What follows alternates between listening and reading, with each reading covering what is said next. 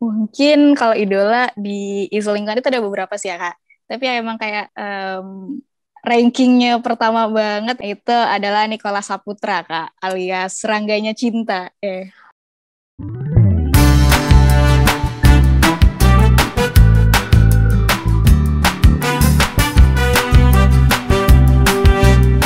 Hai Changemakers, selamat datang di episode pertama dari Check-in with Changemakers. Nah, podcast Check-in with Changemakers ini tuh bertujuan untuk kenal lebih dekat lagi nih dengan para supporters, organizers, sponsors, Campaign for Change Ambassadors, sampai karyawan dan interns yang bekerja di campaign.com. Nah, untuk episode pertama kali ini, kayaknya lebih seru kalau kita tuh ngobrol sama salah satu supporter yang ada di aplikasi Campaign for Change. Yang aku bakal invite ini juga salah satu dari Campaign for Change Ambassador batch 2 kemarin. Jadi langsung aja kita panggil. Jadi langsung aja kita say hi. Hai Risa. Halo Kak. Di Check-in with Changemakers episode pertama. Gimana rasanya kamu jadi kandidat pertama nih yang jadi di interview buat Campaign for Change? Gimana ya? Sebenarnya pertama Changemakers. kali juga sih Kak. Jadi kayak harus banyak persiapan apa-apa nih yang harus disiapkan. Tapi ya kita nyantai aja lah ya, ngobrol. Iya dong Kak. Terus ribet-ribet. Ya mungkin perkenalan dulu kali ya. Soalnya kan belum pada banyak yang tahu nih kamu siapa. Jadi mungkin perkenalan diri, itu nama kamu siapa, lokasi kamu di mana, terus kesibukan apa sekarang. Oke. Nama aku Risa Listiandini. Aku biasa dipanggil Risa. Terus kalau untuk lokasi sendiri, aku sekarang domisili di Purwokerto Kabupaten Banyumas. Terus kalau untuk kesibukan itu, aku sekarang jadi mahasiswi semester 4 di jurusan Perencanaan Wilayah dan Kota Fakultas Teknik Universitas Gadjah Mada. Lalu aku juga jadi officer di Divisi Pengabdian Masyarakat di Himpunan Mahasiswa jurusan aku. Lalu juga jadi staf di Divisi Sosial Masyarakat di Ormada atau Organisasi Mahasiswa Daerah. Lalu juga jadi Campaign for Change Ambassador Batch 2. Lalu juga ada beberapa kegiatan lain lah Kak, buat ngisi kesibukan aja kayak biar dikira orang produktif gitu. Iya, sama sukses. Berhubungan kita ngomongin tentang isu sosial nih. Kamu punya nggak sih isu sosial yang paling kamu concern dan yang berhubungan sama jurusan kamu atau mungkin emang benar-benar kamu pedulikan banget nih isu sosial ini gitu dan ada hubungannya gitu sama kehidupan kamu? Ada nggak? Kalau ada sih Kak, kalau untuk isu sosial sendiri mungkin kalau yang beneran kayak terkait dengan jurusan aku itu di isu lingkungan sih ya Kak. Karena kan di jurusan aku juga itu kan ngomonginnya kan pembangunan wilayah gitu.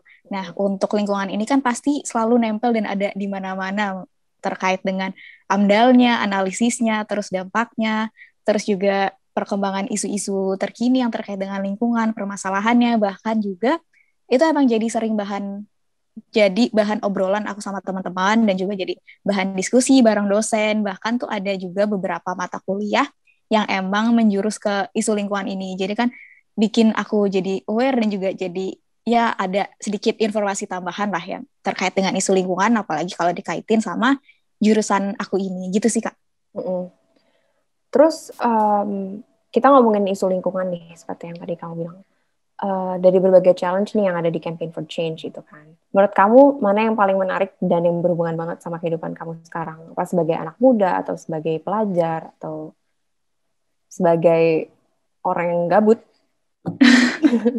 Aduh, iya sih Kak, kalau misal untuk challenge di isu lingkungan ini sendiri, sebenarnya ada dua yang bener aku kayak tertarik banget nih dari awal itu. Yang pertama tuh ada Twice But Nice dari whiteawake.id sama ada Authentic Tanpa Mikroplastik dari Lowester. Iya, nah untuk kita ngomongin yang tadi kamu bilang, Twice But Nice. Itu kan challenge yang buat promote slow fashion. Ya, betul. Slow fashion. Dan kalau bisa kita lihat sih ya, anak muda zaman sekarang kan lumayan konsumtif, apalagi tren fashion tuh dari TikTok, Instagram, Twitter, itu semuanya tuh cepat banget lewat. Menurut kamu upaya apa nih yang pas buat promote slow fashion sebagai anak muda atau sebagai pelajar gitu? Ada nggak tips yang bisa kamu share? Mungkin kalau untuk sekarang ini kan emang si isu slow fashion ini urgensinya emang lagi digaungkan ya Kak, kayak banyak sama dari beberapa konten dan juga beberapa kayak artikel itu emang udah rame banget ngomongin si slow fashion ini dibanding kayak fast fashion dan dampaknya urgensinya tuh apa sih sama lingkungan ini gitu. Terus kalau menurut aku juga emang si slow fashion ini harus kayak diupayakan untuk jadi standarisasi sih Kak, kayak untuk beberapa perusahaan clothing atau brand fashion itu kan. Kalau misalnya kita mau ambil aksi yang paling gampang nih, kita tuh bisa sebenarnya mulai dari diri kita sendiri. Kayak bisa deh ngecek-cek lemari-lemari. Kan biasanya masih ada banyak banget baju tuh ya Kak. Kayak mungkin aja ada baju yang jarang dipakai ataupun yang masih baru gitu sampai masih ada name tag-nya kayak bahkan belum dicuci gitu kan sama sekali. Nah, itu bisa banget loh kita manfaatkan yang apa yang udah ada gitu. Jadi kita bisa mix and match lah, pakai aksesoris ataupun mix and match dengan outfit-outfit yang saat ini sesuai dengan kreativitas kita, bisa dengan upcycling kayak dari kain bekas jahitan itu juga kayak ditempel-tempel istilahnya ataupun jadi suatu outfit baru itu kan juga bisa tuh Kak. Apalagi dengan mix and match, satu outfit itu kan bisa dipakai untuk beberapa occasion. Mungkin juga sekarang itu emang lagi trennya banget thrifting, ya nggak sih Kak? Iya, Kan lagi thrifting. rame nih, ya betul. Apalagi di Instagram itu kan sampai kayak Thrift shop ada banyak banget. ya antriannya gitu kan. Iya, dan aku juga suka ngeliat di thrift shop itu mereka nggak cuma jual barang-barang second, tapi juga mereka suka nge-rework. Misalnya Betul. kayak sekarang tuh lagi apa namanya lagi naik banget namanya racing jacket. Aku ketularan. Jadi aku terus dan itu aku juga ngeliat suka banyak yang nge-rework jaket-jaket itu. Jadi kayak misalnya ditambahin patches atau apa, jadi yang lebih menarik Betul. gitu kan. Betul banget Dan Kak. sebenarnya itu juga bagus banget sih buat kayak apa namanya maintain sustainability gitu di fashion. Dan Betul. ya itu menurut aku thrift shop kayak gitu juga berperan besar sih. Walaupun sebenarnya jatuhnya konsumtif juga ya. Cuma seenggaknya damage-nya nggak gitu parah karena Betul. it's not new fashion gitu. Bukan kayak dari new textiles apa gimana. Nah untuk kamu nih challenge yang zero microplastic itu kamu selain ikut challenge itu ada nggak upaya kamu untuk biar nggak apa namanya biar menggunakan skincare yang ramah lingkungan gitu? Ya, kalau mungkin upaya yang terkait dengan skincare itu sendiri ya Kak, kan sekarang juga banyak banget produk nih yang mereka punya tagline bahwa produk mereka itu emang udah eco-friendly, mungkin mulai dari bahan bakunya yang lebih organik, lebih alami, jadi nggak lebih less untuk merusak lingkungan gitu. Terus jadi dari kemasannya yang tanpa bahan berbahaya dan juga yang biodegradable gitu dan juga no animal testing dalam produksinya dan juga bisa sampai ke kitanya itu kan udah ada beberapa dan juga kalau sekarang aku lihat ini emang udah ada beberapa produk itu yang mereka menerima kemasan bekas dari produk yang udah mereka jual gitu jadi produksinya dari mereka dan juga bisa kembali ke mereka. Aku lebih kemanfaatin botol skincare bekas gitu sih Kak. Yang itu tapi itu yang emang udah terjamin aman ya dan udah dibersihin. Kalau misalnya ada ragu bahwa botol ini bisa dipakai lagi, kalau sekarang sih aku emang manfaatin beberapa jasa yang menerima sampah skincare itu sih Kak.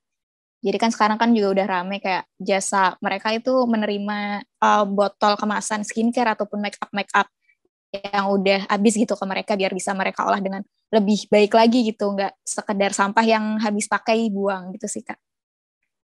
Dan itu sebenarnya penting banget aku ya sebagai perempuan untuk aware.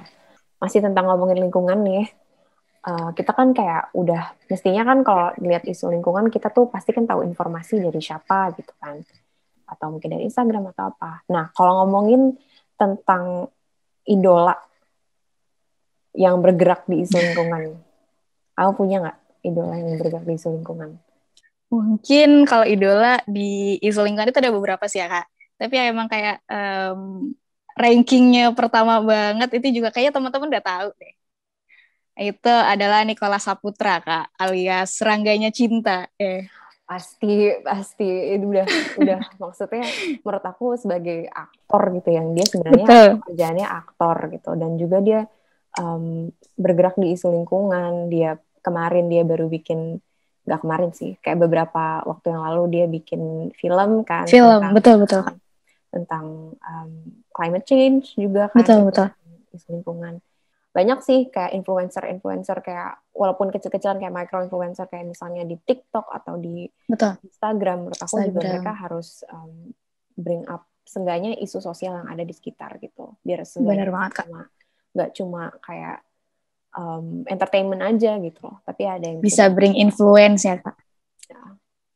Panjang ya kita ngomong lumayan. Tapi Ngomongin mungkin Nicholas. karena kita udah ngomongin banyak dari slow fashion, skincare, Nicholas Saputra. Terus mungkin kita main game kali ya. Kita boleh. main game namanya Jawab Cepat. Dan aku kasih waktu 30 detik untuk jawab di antara dua pilihan gitu. Oke. Jadi, jago sih Kak aku. Jago. Okay. Jago. Sip. Aku nanti aku udah mau set timer. Oke. Jadi kita langsung. Aku juga masih jawabnya tuh masih cepet. Aku baca itu masih cepet juga gitu loh. Jadi kayak sama-sama deg-degan. Oke, jadi aku mulai dari sekarang kali ya. Oke. Challenge harian atau challenge beragam? Challenge beragam. Berdonasi atau volunteer? Untuk saat ini volunteer. Kelas online atau kelas offline? Kelas offline sih Kak. Ketemu teman-teman. Keluar nggak cuci muka atau keluar pakai piyama? Keluar pakai piyama karena bisa di mix and match. Beli baju bekas sebulan sekali atau beli baju baru setahun sekali? Bekas sebulan sekali. Tinggal di... No. Ya udah. Masih ada beberapa pertanyaan lagi ya Kak. Masih banyak. Ya, tapi gak apa-apa, cuma buat senam jantung aja kali ya. Ternyata kita nggak jago Kak. Ternyata nggak jago. Aku juga jawabnya, aku juga bacanya lama karena tiba-tiba nervous aja. Nah, ini kita udah mau menutup nih. Nggak kerasa podcastnya. Nah, mungkin untuk pertanyaan penutup juga sekaligus untuk wrap up apa yang kita udah bicarain. Aku punya pertanyaan buat kamu. Apa sih dunia yang lebih baik versi kamu? Kalau menurut aku sendiri, dunia yang lebih baik versi aku itu dunia yang bisa berjalan secara seimbang, selaras, dan juga berkelanjutan kalau misal dilihat dari sisi multidimensional. Nah, dalam hal ini itu termasuk juga dari gimana kita sebagai manusia itu bisa terus melakukan aksi-aksi kecil yang mengarah pada perubahan untuk menjadi lebih baik. Kan siapa tahu dari aksi kecil dan juga dari perubahan kecil yang kita lakukan ini bisa mengarah pada aksi yang lebih besar lagi dan perubahan lebih besar lagi untuk menjadi dunia ini yang lebih baik lagi. Gitu sih, Kak. Setuju. Menurut aku juga dunia yang lebih baik itu di mana semuanya punya respect, terus juga kita semuanya saling menjaga satu sama lain. Jadi iya sih. Dan salah satunya kita untuk membuat dunia yang lebih baik, kita tuh bisa kayak ikuti challenge di aplikasi Campaign for Change lah ya. Nah, aku mau nanya nih, kenapa sih orang-orang harus ikutin challenge di aplikasi Campaign for Change, dan apa aja nih yang kamu udah dapetin dari ikuti challenge-challenge tersebut?